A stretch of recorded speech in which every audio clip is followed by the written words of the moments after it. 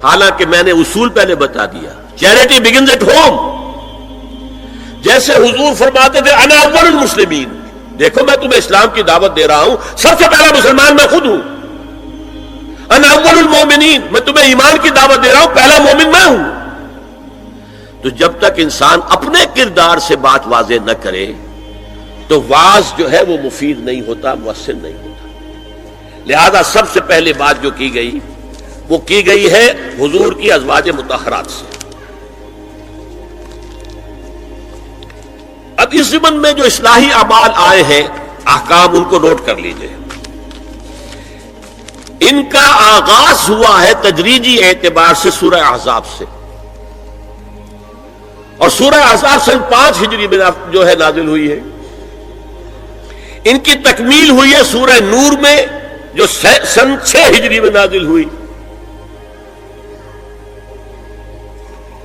اور ایک بہت خوبصورت بات کہی، یہ مولانا امین احسن اصلاحی نے مجھے بتایا کہ ان کے استاد حمید الدین فراہی نے یہ کہا کہ سورہ احزاب میں گھر سے باہر کے پردے کا بیان ہے اور سورہ نور میں گھر کے اندر کے پردے کا بیان ہے. تو اصلاحی صاحب کہتے تھے کہ اس جملے نے میری آنکھیں کھول دی اور قرآن مجید روشن ہو گیا میرے سامنے. ورنہ اگر یہ بات سامنے نہ ہو تو آدمی اٹکتا ہے، جگہ جگہ پر اشکالات پیدا ہوتے ہیں. دیکھیے سورہ احزاب میں کیا کیا گیا. نمبر 1، پہلے خطاب ازواج مطہرات سے، بعد میں عام کر دیا گیا. نمبر 2، بتایا گیا کہ عورت کا اصل کردار کیا ہے، اس کی اصل جگہ کیا ہے، گھر. نمبر 3، استیزان کے حکم کا آغاز ہو گیا کہ گھروں میں اجازت لیے بغیر داخل نہ ہو. لیکن یہاں بھی صرف نبی کے گھر کی بات ہوئی ہے، عام نہیں. پھر محرموں کی ایک چھوٹی فہرست ہے جو سورہ احزاب میں آ گئی ہے، اور گھر سے باہر کے پردے کا حکم آ گیا ہے، یہ سورہ احزاب میں ہے. سورہ نور میں استیزان اب عام کر دیا، کسی بھی گھر میں داخل مت ہو جب تک اذن نہ لے لو. یہ دیکھیے تدریج، پہلے حضور کے گھروں میں داخل نہ ہو، اب کسی بھی گھر میں داخل نہیں ہو سکتے بغیر استیزان کے. اور احادیث مبارکہ میں اتنی سختی آئی ہے، میں بعد میں آپ کو بتاؤں گا. دوسرے یہ کہ گھر کے اندر پردہ جو محرموں سے پردہ ہے، محرموں سے پردہ. محرم کون ہوتا ہے یہ سمجھ لیجئے. محرم وہ ہے جس سے کبھی بھی کسی شکل میں کسی حالت میں شادی نہ ہو سکے. اب ایک آدمی جو ہے اس کے گھر میں فرض کیجئے کہ ایک بہن ہے، تو اس بہن کی دوسری بہن سے وہ شادی نہیں کر سکتا. اگر وہ بیوی مر گئی تو کر سکتا ہے کہ نہیں؟ اس لیے وہ محرم نہیں ہے، نامحرم ہے. سالی نامحرم ہے. آپ کا بھائی ہے، اس کی بیوی ہے، بھابھی ہے آپ کی، آپ دیور ہیں، بھابھی سے شادی تو نہیں کر سکتے. لیکن اگر بھائی کا انتقال ہو جائے تو آپ شادی کر سکتے. تو شادی ہو سکتی ہے تو وہ محرم نہیں ہوا، وہ نامحرم ہے. محرم صرف وہی ہے جس سے کبھی کسی حال میں شادی کا امکان نہ ہو. اس کی ابتدائی فہرست جو ہے سورہ احزاب میں ہے، تفصیلی فہرست جو ہے وہ سورہ نور میں ہے. اب دیکھیے گھر کے اندر بیٹھنے سے متعلق کیا بات کہی گئی. بزار اور ترمذی میں حضرت عبداللہ ابن مسعود سے نبی ایک وسلم کا یہ ارشاد نقل ہوا ہے، ان المرأۃ عورۃ، عورت چھپا کر رکھنے کی چیز ہے. ہمارے ایک نوجوان ساتھی نے ایک دفعہ مضمون لکھا تھا بڑا پیارا. انہوں نے کہا کہ قرآن مجید میں جو اشارات ہیں، حور مقصورات فی الخیام، وہ حوریں جو ہوں گی وہ خیموں کے اندر ہوں گی، وہیں رہیں گی. قصر کہتے ہیں روک دینے کو، باہر نہیں نکلتی. وہ مقصورات فی الخیام، حوروں کا کأنہن لؤلؤ مکنون، ایسے ہوں گے کہ جیسے کہ موتی جسے چھپا کر رکھا جائے. عورت چھپا کر رکھنے کی شے ہے. المرأۃ کلھا عورۃ، عورت کہتے ہیں اس کو ہے جسے چھپا کر رکھا جائے. ان المرأۃ عورۃ فاذا خرجت، جب وہ گھر سے نکلتی ہے استشرفھا شیطان، اب شیطان جو ہے اس کو طاق میں رکھتا ہے. واقرب ما تکون برحمت ربھا وہی فی قعر بیتھا، وہ اپنے رب کی رحمت سے قریب ترین ہوتی ہے جبکہ اپنے گھر کے بھی کسی اندرونی حصے میں ہو.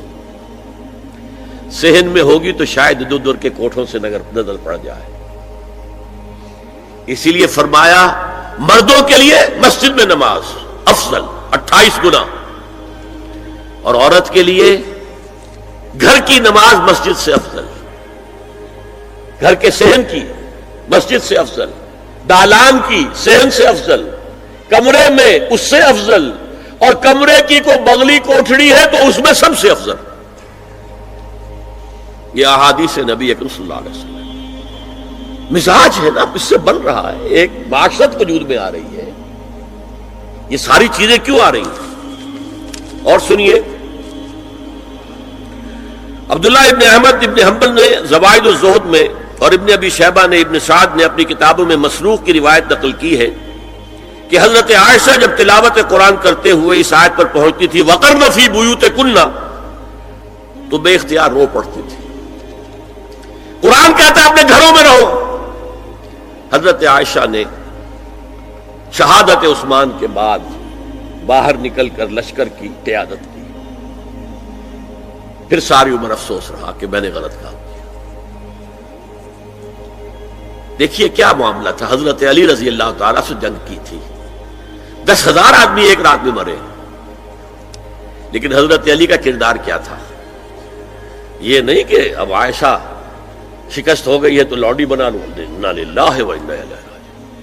اتنا احترام کیا ہے، مدینے کی چند عورتوں کو ساتھ دے کر بڑے احترام سے مدینے پہنچا دیا، وہاں کی عورتوں، کوفے کی عورتوں کو ساتھ دے کر، اور صرف یہ کہا کہ آپ کی یہ ذمہ داری نہیں تھی، آپ نے یہ ذمہ داری خام خواہ لے لی. صرف یہ، اور کچھ نہیں، کوئی ملامت نہیں.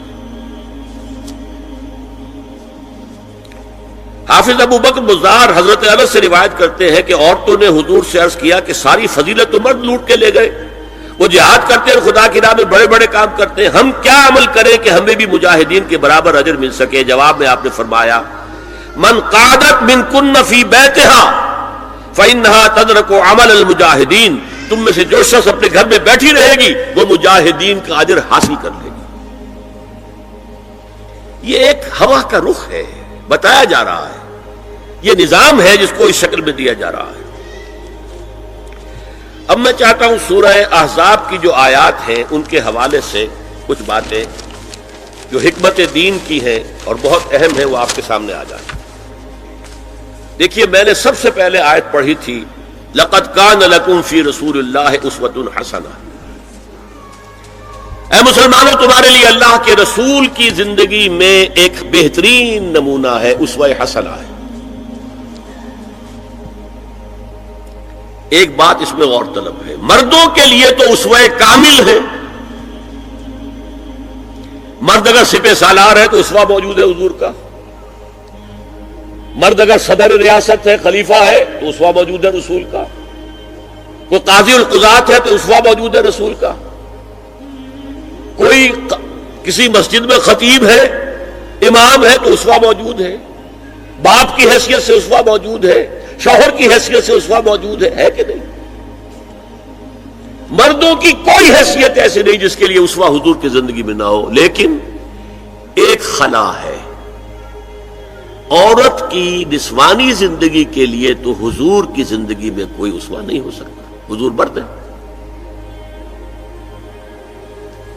یہ ہے فلسفہ، یہ ہے حکمت دین کہ جس صورت میں یہ آیت آئی لَقَدْ كَانَ لَكُمْ فِي رَسُولِ اللَّهِ أُسْوَةٌ حَسَنَةٌ لِمَنْ كَانَ يَرْجُو اللَّهَ وَالْيَوْمَ الْآخِرَ وَذَكَرَ اللَّهَ كَثِيرًا. اے لوگو، اے مسلمانوں، تمہارے لیے اللہ کے رسول کی زندگی میں ایک اسوہ کامل ہے، عمدہ اسوہ ہے ہر اس شخص کے لیے جو اللہ کا امیدوار ہے اور یوم آخر کو بھی مانتا ہے اور اللہ کا ذکر کرتا ہے کثرت سے. اب اس خلا کو پر کیسے کیا جائے؟ حضور کی ازواج کو بنایا گیا اسوہ خواتین کے لیے. اور یہی ایک بہت سی اور بھی حکمتیں ہوں گی. ایک حکمت یہی تعدد ازدواج میں ہے اور حضرت عائشہ کی اتنی کم عمر میں شادی کرنے میں ہے کہ دیر تک وہ امت کو پڑھاتی رہی. شوہر اور بیوی کے درمیان خالص پرائیویٹ معاملات کے اندر بھی ہدایت دیتی رہی. آخر وہ بھی انسان کی ضرورت ہے کہ نہیں؟ آپ کو معلوم ہے ایک مرتبہ بعض صحابہ نے آ کر کہا حضور یہ یہودی جو ہے ہم پر طنز کرتے ہیں کہ تمہارے نبی تمہیں بڑی چھوٹی چھوٹی باتوں کا حکم دیتے ہیں. آپ نے فرمایا کہ ہاں ہمارے نبی نے تو ہمیں استنجا کرنا بھی سکھایا. بجائے کسی کمپلیکس کے انفیریورٹی کے سپیریورٹی کی بات کرو. استنجا ضروری شے نہیں ہے, گندگی سے نجات پانا ضروری شے نہیں ہے, طہارت ضروری شے نہیں ہے. ہمارے نبی نے تو استنجا کرنا بھی سکھایا. تو تعلق زن و شو کون بتائے گا؟ حضور بتائیں گے کسی کو؟ ازواج کو ضرورت ہوتی ہے. بڑا مسئلہ ہے, روزے میں کہاں تک جا سکتا ہے انسان؟ آخر کون بتائے گا؟ ازواج مطہرات نے بتایا. تو اسوہ بنانے کے لیے دیکھیے یہ آیات آئی ہیں. یہ 3 آیتیں سورہ احزاب کی یوں سمجھیے کہ نچوڑ ہے اس مسئلے میں. یا نساء النبی لستن کاحد من النساء, اے نبی کی بیویوں تم عام عورتوں کے مانند نہیں ہو. تو کیا وہ عورتیں نہیں تھیں؟ عورتیں تو تھیں. کیا ان کے احساسات عورتوں والے نہیں تھے؟ وہ تو تھے. کیا بات ہے؟ تم نبی کی بیویاں ہو, تمہیں اسوہ بننا ہے. ان اتقیتن فلا تخضعن بالقول, اگر تمہیں واقعی اللہ کا تقوی اور خوف ہے تو کسی اجنبی سے اگر بات کرنے کی ضرورت پیش آ جائے تو اپنی آواز میں لوچ مت پیدا کرو. فَيَطْمَعَ الَّذِي فِي قَلْبِهِ مَرَضٌ, کہ جس شخص کے دل میں کوئی روگ ہے, گندگی ہے, وہ کوئی آس لگا بیٹھے کہ یہ جو مجھ سے گفتگو کر رہی ہیں, جس انداز میں کر رہی ہیں, جس لگاوٹ کے ساتھ کر رہی ہیں, تو کوئی نہ کوئی موقع ہے میرے لیے. اِنَّا لِلَّهِ وَإِنَّا إِلَيْهِ رَاجِعُونَ. کرخت آواز میں بات کرو. وَقُلْ قَوْلًا مَعْرُوفًا, اور معروف بات کہو صرف, اس سے آگے بڑھنے کی کوئی ضرورت نہیں. وَقَرْنَ فِي بُيُوتِكُنَّ وَلَا تَبَرَّجْنَ تَبَرَّجَ الْجَاهِلِيَّةِ الْأُولَىٰ, اور قرار پکڑو اپنے گھروں میں, وقار کے ساتھ رہو اپنے گھروں میں. تمہاری اصل جگہ گھر ہے, باہر نکلنا تمہارا کام نہیں ہے.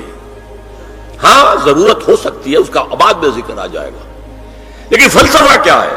عورت کی اصل جگہ اس کا گھر ہے.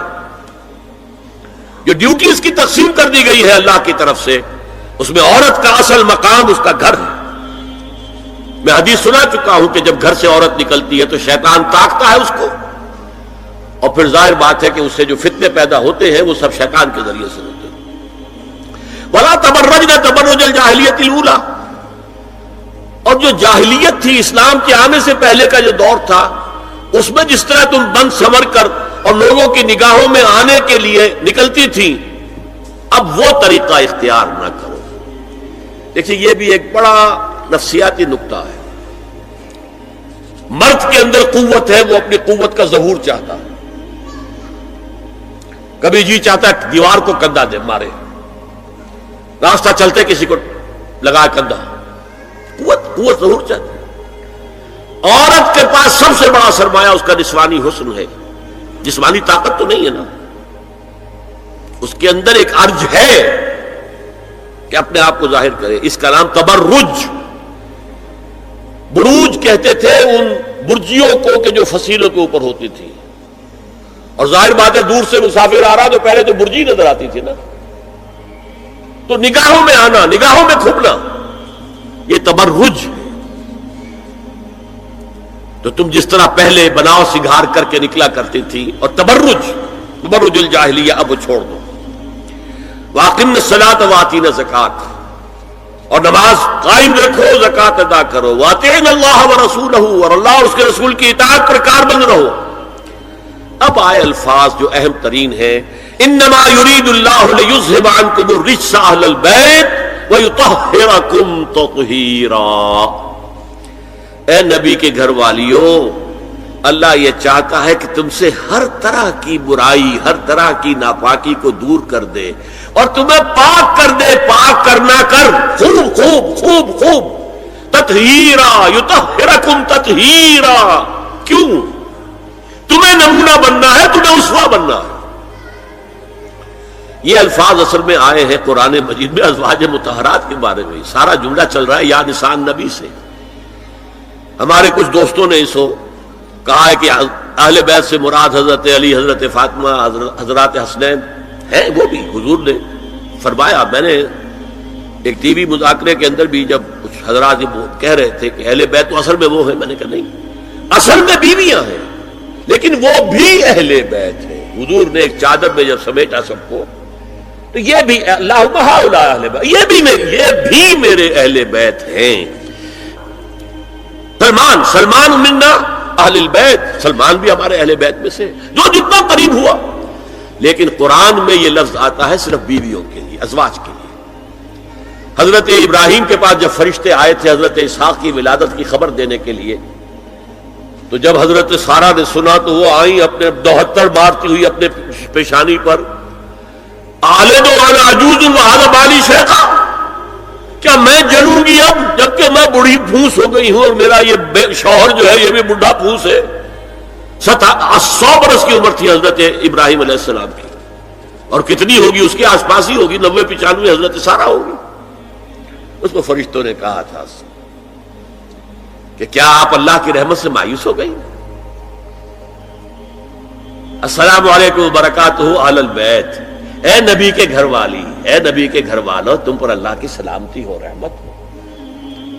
تو اہل بیت کا لفظ قرآن میں 2 جگہ آیا ہے، یا حضرت سارہ کے لیے حضرت ابراہیم کی زوجہ، اور یا نساء النبی. تمہیں تو پاک کرنا ہے، پوری طرح پاک کرنا ہے، پوری طرح پاک کرنا ہے تاکہ تم اسوہ بن جاؤ. جو خلا ہے اسوہ محمدی میں صلی اللہ علیہ وسلم، وہ تمہارے ذریعے پورا کرنا ہے. اس لیے پہلا خطاب جو ہے، اب یہ دونوں باتوں سے ہو گیا. ایک تو چیریٹی بگنز ایٹ ہوم، جو بھی اصلاح کا عمل ہو گھر سے ہونا چاہیے. اور نمبر 2 یہ کہ ازواج مطہرات کو امت کی تمام خواتین کے لیے ہمیشہ کے لیے اسوہ بنانا ہے.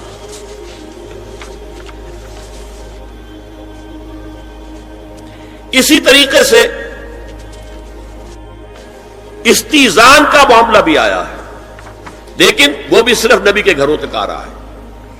یا ایھا الذین آمنوا لا تدخلوا بیوت النبی حتی یؤذن لکم. اہل ایمان، نبی کے گھروں میں داخل نہ ہوا کرو جب تک کہ اذن نہ دیا جائے. یہ پرائیویسی، گھر کی پرائیویسی، اس پر میں تفصیل سے بعد میں بات کروں گا چونکہ تفصیل اس کی آئی ہے سورہ نور میں. میں نے عرض کیا نا، ان احکام کا آغاز ہوا جیسے شراب کی حرمت، آغاز سورہ بقرہ، پھر سورہ نساء، پھر سورہ مائدہ. اسی طرح اس کا اختتام جو ہوا ہے وہ سورہ نور میں ہے. تو مت داخل ہوا کرو. اور اس کے بعد فرمایا وَإِذَا سَأَلْتُمُوهُنَّ مَتَاعًا فَاسْأَلُوهُنَّ مِنْ وَرَاءِ حِجَابٍ. اور دیکھو اگر نبی کی بیویوں سے کوئی چیز مانگنی ہو تو پردے کی اوٹ سے مانگو. یہ حجاب کا لفظ آیا ہے جس کو کہا جاتا ہے کہ حجاب کا کوئی حکم قرآن میں ہے ہی نہیں. پہلے وہاں کے گھر کھلے ہوتے تھے، دروازے پر کوئی پردہ وردہ نہیں ہوتا تھا، اور گھر کوئی کنالوں کے اور ایکڑوں کے تو نہیں ہوتے تھے، چھوٹے چھوٹے گھر. لیکن یہاں پر فرما دیا گیا پردے، اس کے بعد سے جب سے یہ آیت اتری گھروں کے اوپر پردے ڈال دیے گئے. اب ظاہر بات ہے کہ اس میں چہرے کا پردہ ہی ہوا نا، چہرے کا پردہ ہے حجاب. اسی کو حضرت عائشہ نے آیت الحجاب قرار دیا ہے. اور پھر دیکھیے جو ریئلزم ہے، ریئلزم میں نے کہا تھا نا کہ اللہ نے بھی فرمایا کہ سب سے زیادہ محبت انسان میں عورت کی ہے. حب زین للناس حب الشہوات من النساء، اور پھر اس کے بعد لمبی فہرست. حضور نے فرمایا حبب الیہ النساء والطیب. یہاں بھی فرمایا گیا ذالکم اطہر لقلوبکم وقلوبہن. یہ زیادہ پاکیزہ بات ہوگی تمہارے دلوں کے لیے بھی اور ان کے دلوں کے لیے بھی. اگر نبی کی بیوی بے حجاب تمہارے سامنے آ جائے گی تو وہ نبی کی بیوی ہے اور ازواج مطہرات ہونے کی حیثیت سے تمہاری ماں بھی ہے، لیکن ایک عورت بھی تو ہے.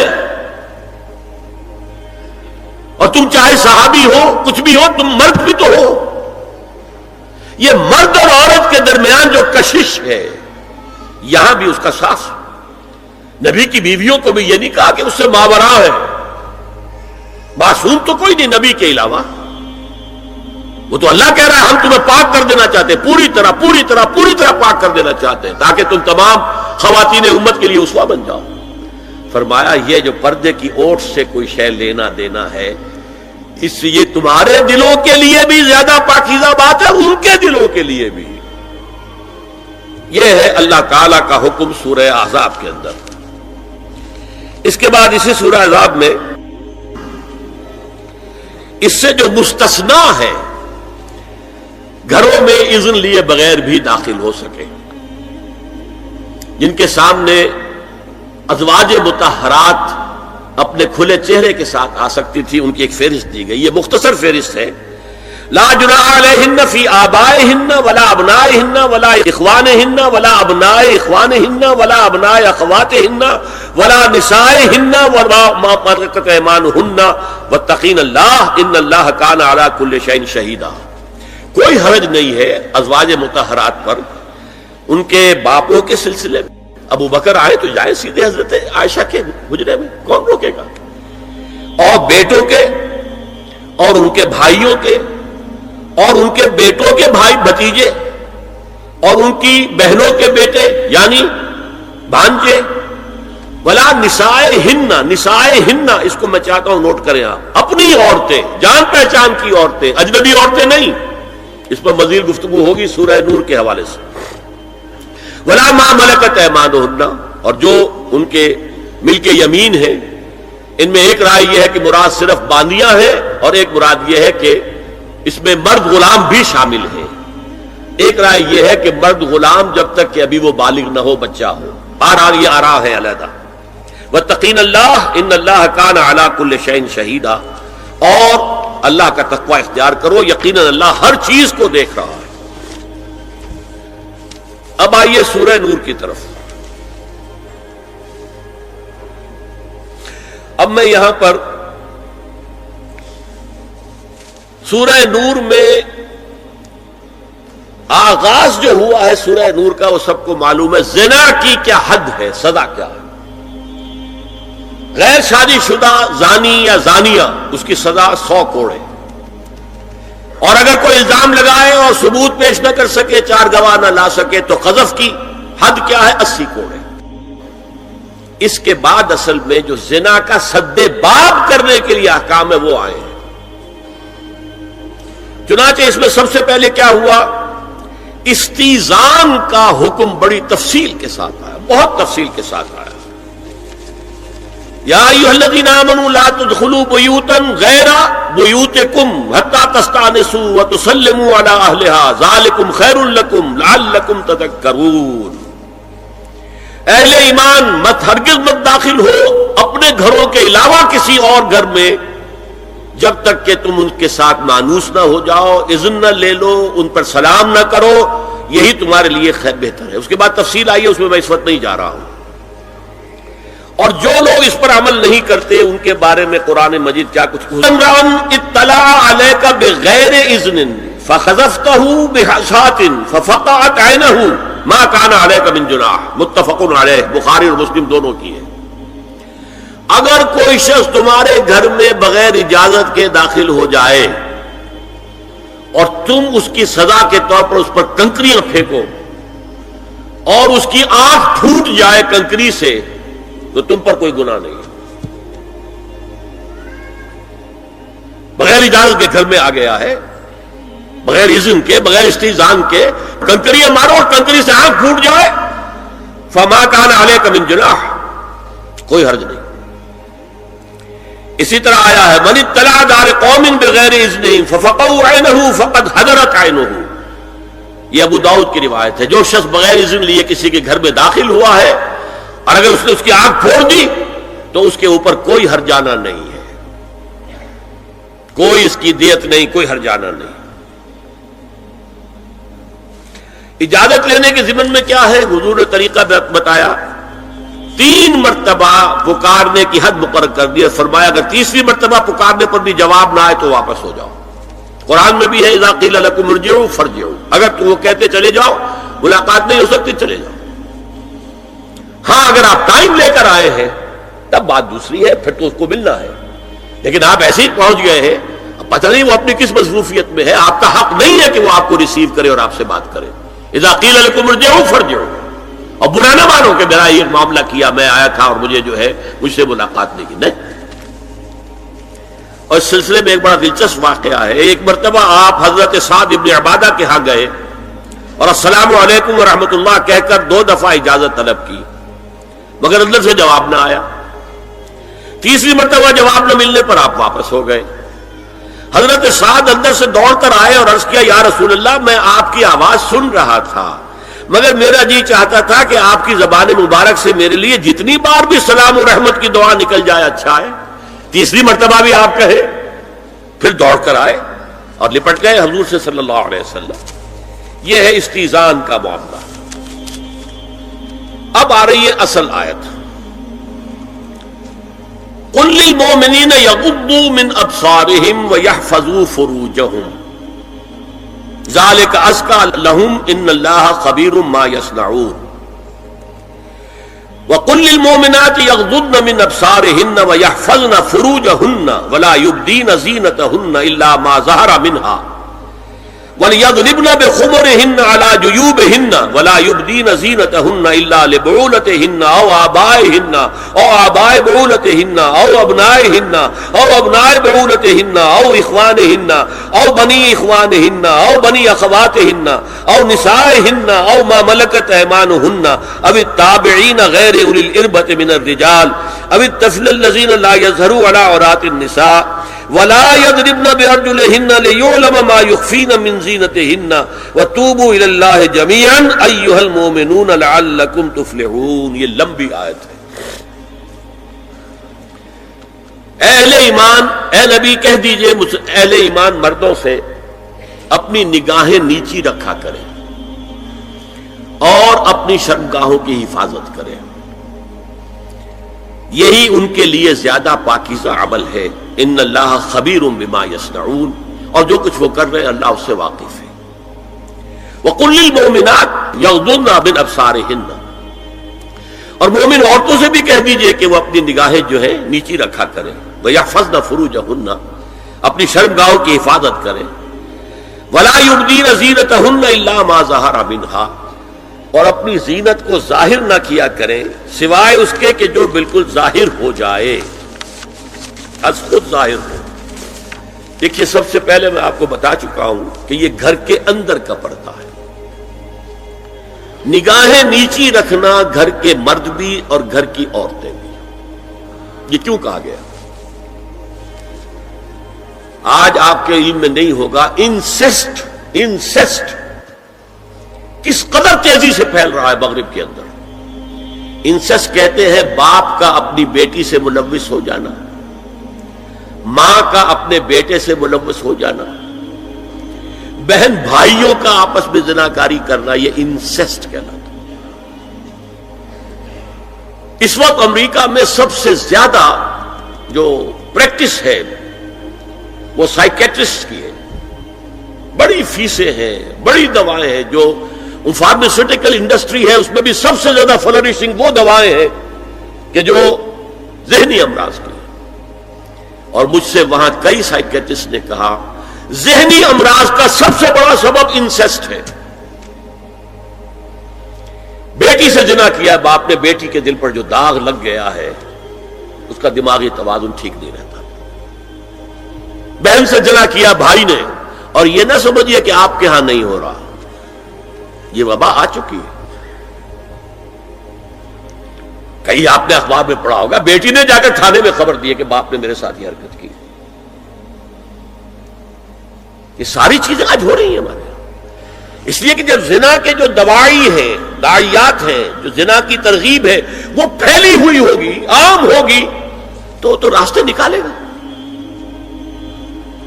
گھروں میں مرد بھی اپنی نگاہیں نیچی رکھیں۔ کیا مطلب؟ باپ بھی اپنی بیٹی کو گھور کر نہ دیکھے۔ بیٹی بیٹی ہے، لڑکی ہے، بھائی بھی اپنی جوان بہن کو گھور کرنا دیکھا. نگاہیں نیچے رکھو. یہ نگاہیں نیچے رکھنا بازار میں چلتے ہوئے نہیں ہے.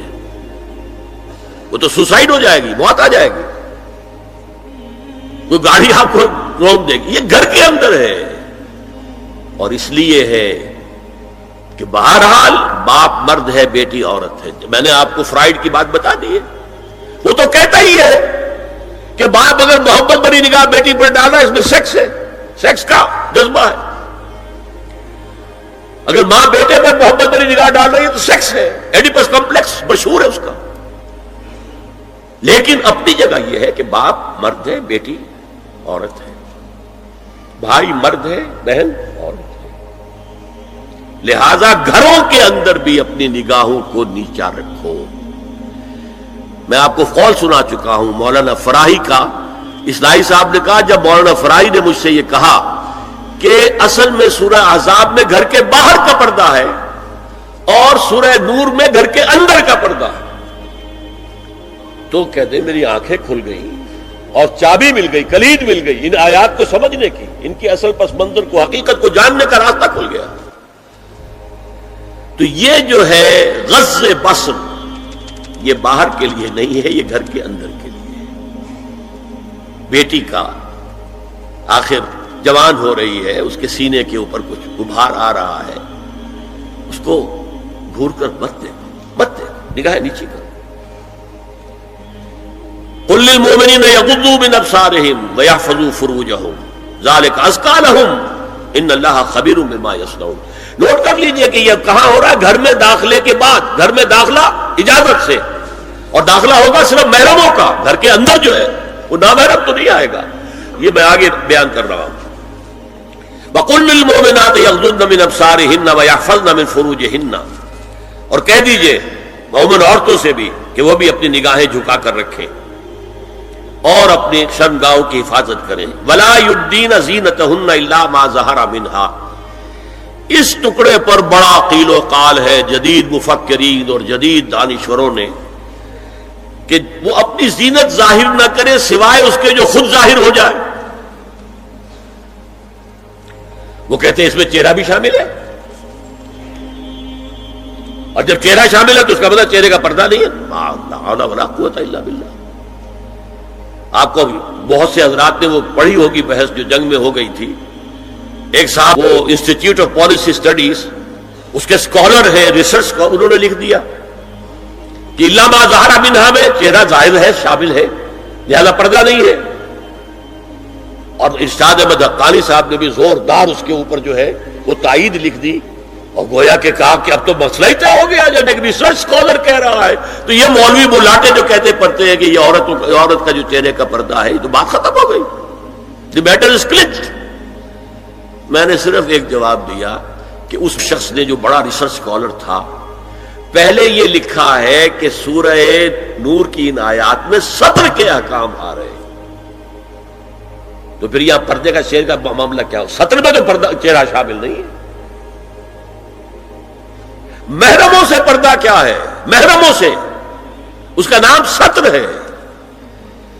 عورت کا پورا جسم سطر ہے سوائے چہرے کی ٹکیا اور یہ ہاتھ اور یہ پاؤں, بس. کیا مطلب ہے؟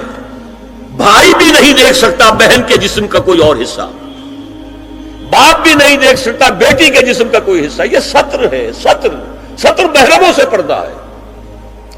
اس سے آگے صرف شوہر یا حسب ضرورت طبیب, سرجن, بس. یہ محرموں کا پردہ. گھر میں عورت رہے گی تو سطر کے ساتھ رہے گی. محرم آئیں گے, چچا اس کا محرم ہے, آئے گا, لیکن وہ بھی تو مرد ہے نا, چہرہ تو نہیں ڈھانپے گی اس لیے کہ محرم ہے, لیکن باقی جسم سطر. عورت کا پورا جسم سطر ہے سوائے چہرے کی ٹکیا. بال بھی سطر میں شامل ہے. سر پر وہ سکارف جو آج کل بنا ہوا ہے, بہت بڑا مسئلہ, انہوں نے چہرے کو نکال دیا, صرف سکارف سمجھا ہوا, پر حجاب کہتے ہیں. حالانکہ وہ حجاب پورا تو نہ ہوا, وہ صرف ایک حصہ ہے, لیکن ایک حصہ صحیح ہے. سر کے بال جو ہے وہ چھپے ہونے چاہیے, یہ سطر میں شامل ہے. چہرے کی ٹکیا ہے جو سطر سے باہر ہے. ہاتھ ہے پونچوں سے باہر اور پیر ہے ٹخنوں سے نیچے، بس اللہ اللہ خیر سے۔ تو فرمایا ما ظہر منہا من زینتہن میں الا ما ظہر منہا میں کیا کیا چیزیں آ سکتی ہیں؟ دیکھیے، اگر عورت پوری کی پوری برقعے کے اندر ملبوس ہے، چہرے پر بھی نقاب ہے، آنکھوں کے آگے بھی یا جالی ہے یا کوئی چشمہ ہے، تو پھر بھی اس کے حسن کا ایک حصہ وہ ہے جو ظاہر ہے۔ اگر طویل القامت ہے، قد و قامت، یہ حسن کا حصہ ہے کہ نہیں؟ وہ کہاں چھپائے گی؟ اور غالب نے جو شعر کہا ہے، تیرے سرو قامت سے ہی قد آدم قیامت کے فتنے کو کم دیکھتے ہیں۔ سرو قد عورت، اسی طرح جسم سے ڈول ہے، اکیرا بدن ہے، یہ تو نہیں چھپے گا۔ عورت موٹی ہے، کیسی ہے، جسم جو غیر متناسب ہے، یہ تو نہیں چھپے گا۔ متناسب ہے اعضاء، قداور ہے، اکیرا بدن ہے، یہ ہے وہ چیزیں کہ جو حجاب کے سلسلے میں ما ظہر منہا، یہاں ہو رہا ہے کہ جو سطر کے سلسلے میں ہے ما ظہر منہا زینت کا، اور وہ چہرہ ہے۔ لیکن اب اس میں ایک اور بات، وَلْيَضْرِبْنَ بِخُمُرِهِنَّ عَلَى جُيُوبِهِنَّ، یہ بھی گھر کے اندر کی بات ہو رہی ہے۔ چونکہ میں پہلے بتا چکا ہوں، جلباب ہوتا تھا جب گھر سے باہر نکلتی تھی عورت، تو وہ اپنی چادر لپیٹتی تھی اپنے گرد، چہرہ نہیں ڈھانپتی تھی، صرف چہرے کا حکم دیا گیا اس کے ضمن میں۔ وہ سورہ عذاب کی آیت ہے، وہ رہ گئی، وہ میں بیان کروں گا۔ اور خمار اوڑھنی ہوتی تھی جو گھر میں اوڑھتی تھی۔ گھر میں ظاہر بات ہے کہ جلباب تو نہیں لیا جا سکتا، آخر گھر کا کام کاج کرنا ہے، ہلکی سی اوڑھنی تو وہ گھر میں۔ لیکن فرمایا وَلْيَضْرِبْنَ بِخُمُرِهِنَّ عَلَى جُيُوبِهِنَّ، اور انہیں چاہیے کہ اپنی اوڑھیوں کے، بکل اوڑھنیوں کے اپنے سینوں کے اوپر، گریبانوں کے اوپر بھی مار لیا کریں، تاکہ یہ سینے کے جو ابھار ہیں ان کو ایک ایڈیشنل کور مل جائے۔ دیکھیے سطر کا تقاضے کیا ہے، گن لیجئے۔ لباس نبیز ہونا چاہیے، باریک نہیں۔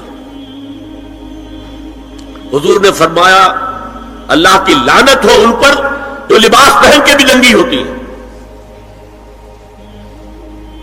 باریک اتنا لباس ہے، یہ چست اتنا لباس ہے، ڈھیلا ڈھالا ہونا چاہیے، نبیز ہونا چاہیے۔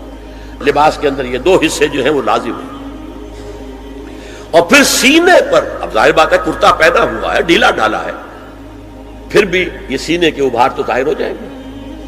ان پر ایک اضافی اوڑھنی سر پر سے لے کر اور اپنے اس گریبان کے اوپر بکل مار لینا، تاکہ یہ جو نسوانی حسن کا دوسرا مظہر ہے، پہلا چہرہ سب سے بڑا چہرہ۔ اب جو لوگ کہتے چہرے کا پردہ نہیں ہے، تو خدا کے بندو پھر پردے کی ضرورت کیا ہے؟ نسوانی حسن اگر اس میں اٹریکشن ہے، وہ کہاں ہوتا ہے سب سے بڑھ کر؟ مظہر اول کون سا ہے نسوانی حسن کا؟ چہرہ ہی تو ہے۔ اب میں ذرا شرم کے ساتھ کہہ رہا ہوں، لیکن یہ اپنی شاعری کے کچھ الفاظ آپ کو سنا رہا ہوں۔ یہ لب لعلین کہاں ہوتے ہیں؟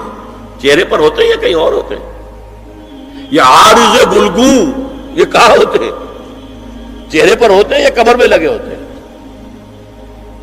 یہ چاہے زقن، تھوڑی میں اگر کچھ کھڈا پڑا ہوا ہو، چاہے زقن، یہ تعریفیں جو شاعری میں ہوتی ہیں یہ کہاں ہوتا؟ یہ بجگاہ کے تیر یہ کہاں ہوتے ہیں؟ یہ نرگسی آنکھیں یہ کہاں ہوتی ہیں؟ اور ستواں ناک یہ کہاں ہوتی ہے؟ چہرہ ہی تو ہے نا، سب سے بڑی اٹریکشن تو چہرہ ہے۔ اسی کو نہ چھپایا تو پھر اور کیا چھپایا؟ ہاں دوسری چیز، چھاتی کے ابھار بہت اٹریکٹیو ہوتے ہیں انسان کے لیے۔ اس کے لیے یہ ہے کہ وَلْيَضْرِبْنَ بِخُمُرِهِنَّ عَلَى جُيُوبِهِنَّ، کرتا بھی دبیز کپڑے کا ہو، کرتا جو ہے ڈھیلا ڈھالا بھی ہو، شلوار اور دبیز تر کپڑے کی ہو، ڈھیلی ڈھالی ہو، اور اوڑھنی کا بکل جو ہے اپنے سینے پر مار لیا جائے۔ اب اس کے بعد فرمایا وَلَا يُبْدِينَ زِينَتَهُنَّ إِلَّا لِبُعُولَتِهِنَّ. اب یہاں یہ زینت کا لفظ آ رہا ہے چہرے کے لیے، اور چہرے ہی میں کچھ سنگھار بھی ہوتا ہے. کوئی سرما لگایا ہوا ہے، فرض کیجئے کسی اور طرح کا کوئی زیور پہنا ہوا ہے، گلے میں پڑا ہے، کانوں میں بندے ہیں وغیرہ وغیرہ. یہ زینت چہرہ اور اس کے ساتھ کوئی بناؤ سنگھار کا معاملہ، جس کی کہ حضور صلی اللہ علیہ وسلم نے تلقین کی ہے. عورت کو گھر میں بن سنور کر رہنا چاہیے، شوہر کے لیے اٹریکٹیو رہنا چاہیے. خاص طور پر شوہر جب آنے والا ہے شام کو دفتر سے، اس وقت عورت جو ہے بن سنور کر رہے ہیں. اس لیے کہ اصل مقصد کیا ہے؟ جتنی بھی انسان میں سیکشول انرجی ہے وہ مرکوز رہے شوہر اور بیوی کے درمیان. یہ فلسفہ ہے.